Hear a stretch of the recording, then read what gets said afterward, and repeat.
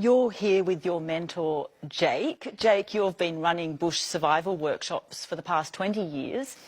Oh, as soon as my mum put me on the ground, she reckons I went and found a stick before I could walk, and I started digging and looking for grubs, and both my parents smoked cigarettes, so I'd pinch their lighter, don't do this at home, kids, and make a little fire and start cooking various little creatures that I'd find, and turned 49 today, 45 odd years later, not much has changed. I'm a part of an international group of people who are really trying to shift the energy on the planet. And last year and the year before, I took part in ceremonies over in Peru to help with the energy on the planet. We're living in a time of duality and polarisation and separation, and it's time that we came into oneness. And the energy work that we do is actually to help move the old energy off the planet and bring in the new energy, which we call the new reality. And I actually believe that we're living in two realities right now. We've got the old reality and the new reality, and some people call it the new earth. And I believe that the new earth is here right now, and that we are the ones that are creating that through our everyday actions, through our consciousness, through our oneness, through our community, and through doing things at the grassroots level, coming into our heart, acting as true and authentic people, and living in oneness as much as we can, really caring for each other, really caring for the planet, and living true lives with love in our hearts. In terms of that sort of duality and the new reality, do you get a sense of, are we still living in that, or will there be a different kind of world? There are people that have no idea of what's really going on the planet, and there are those that have become aware, some people call it awake, and they understand what's happening on the planet. I've heard many different hypotheses about what will happen. There's another planet waiting, so when the shift occurs, that there will be some on the planet that will be taken to this new earth. It's a very interesting concept, but there are many prophecies that have prophesied the solar flash, where we could have 90 days of darkness. The Hopi Indians talk about the divide there's one river that divides into two, and a lot of ancient cultures talk about this time where there is actually a shift. And although we're trying to come into oneness, those that aren't ready yet will continue to do their learning on the planet while the rest actually shift into the new reality. Would say that potentially that other planet, does that involve just humans or other beings?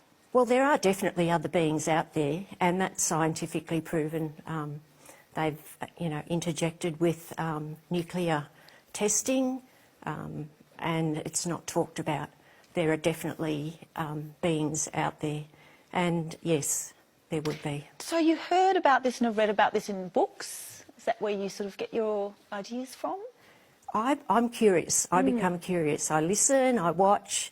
I usually go off mainstream. I look at factual things. There are a lot of people out there that say a lot of different things are happening on the planet.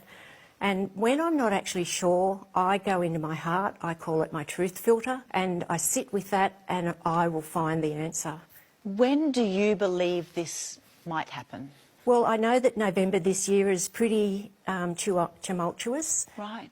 In that we have a lot of things that are teetering on the edge.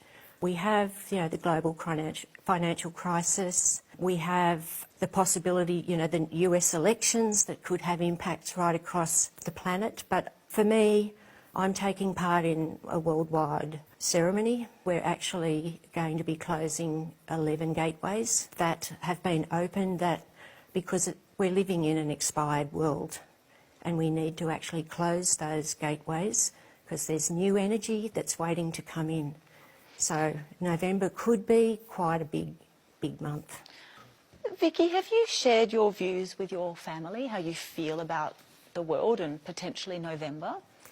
To a degree. I've got a couple of children and they don't see the same as me, and that's been difficult. And I do have grandchildren as well, and the grandchildren are very much aware of what's going on, more so than their parents. And I've tried to indicate to them, maybe you could do a little bit of prepping, and I've given them, you know, it's 20-litre containers to put water in, to put under the house or the garage or whatever, and they're still empty.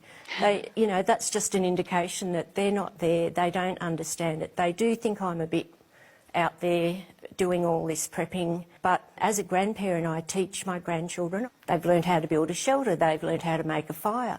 So I've given them some skills, but they're actually connected to the earth, and we need to take them back to that connection. We've been disconnected for too long. We've been separated and polarised. If people come up to you and question your beliefs, like, what do you say to them? Well, I'm probably discerning about what I say. It's very interesting. I probably ask them questions to gauge where they're up to, because I know there are some people that will mock me if I tell them too much about what I believe. But this is something that I live, and I seem to know who will actually be on board with me. I seem to, whether it's a certain vibration that they hold or whether it's certain energy that they have, I seem to know, and I don't care really. What do you teach your students? End of days, the enduring pull of the apocalypse. I don't live in fear about that. I just have something prepared and ready. I'd rather be a warrior in a garden than a gardener in a war. I haven't always been a prepper. I was a full-time teacher for many, many years. Was principal of many schools. I certainly didn't expect that I would be prepping at this time of my life. I expected to be sitting back and relaxing and spending time with my grandchildren. I started because I felt that change was looming.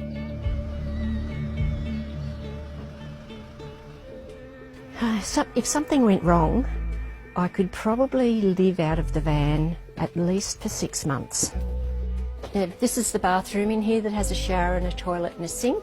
Got the gas cooker here.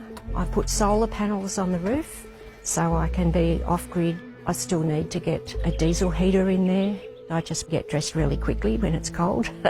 You learn to adapt to it all, and that's the thing, you need to learn to adapt. The bed actually comes down. Every prepper should have a walkout bag.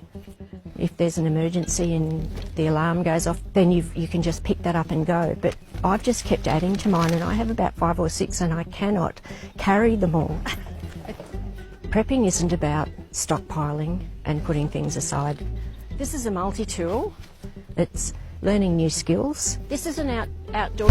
Oh! I've learned bushcraft. I'm learning herbal remedies and medicines. You can prep not just physically, but you can prep spiritually. My family and prepping, they aren't on the same level as me. I actually hope out of all this is that I help them to survive.